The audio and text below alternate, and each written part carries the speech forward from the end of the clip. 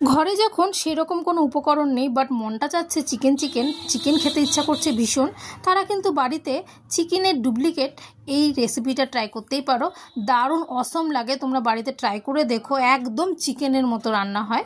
আমি এখানে রুই মাছ ছিল ফ্রিজে, আমি কিন্তু কেটে নিয়েছি ছোটো ছোটো পিস করে। এদিকে টমেটো, রসুন আর পেঁয়াজগুলোকে আমি ঝিরিঝিরি করে কেটে নিয়েছি, আর অবশ্যই কাঁচা লঙ্কা, টমেটো, আদা, রসুনের পেস্ট করে নিয়েছি। নিয়ে আলুগুলো কিন্তু লম্বা করে কেটে নিয়েছি, দিয়ে এটাকে ধুয়ে নিয়েছি।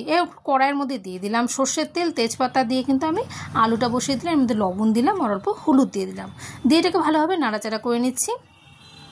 তারপরে কেটে রাখা পেঁয়াজ, রসুন, টমেটোগুলোকে আমি দিয়ে দিলাম, দিয়ে ভালো করে নাড়াচাড়া করে নিচ্ছি।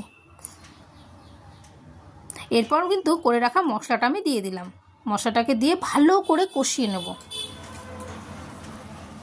আর এইবার কিন্তু মাছগুলোকে আমি দিয়ে দেবো, কাঁচা মাছগুলোই কিন্তু আমি ইউজ করছি এখানে, কিন্তু মাছ কিন্তু আমি ফ্রাই করিনি।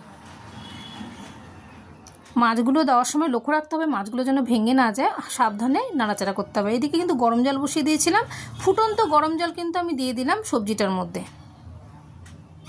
দিয়ে ভালো করে নাড়াচাড়া করছি। আমাদের চিকেনের ডুপ্লিকেট রেসিপি কিন্তু রেডি। এটা তোমরা বাড়িতে ট্রাই করতেই পারো, অসম লাগে খেতে। আর নামানোর আগে অবশ্যই গরম মশলা দেবো, গরম মশলা দিয়ে কিন্তু নাড়াচাড়া করে নিয়ে নামিয়ে নেব। আর এই রেসিপিটা তোমরা বাড়িতে ট্রাই করো, দেখো একদম চিকেনের মতো আমি ট্রাই করেছি, আমি খেয়েছি। আশা করি তোমাদেরও ভালো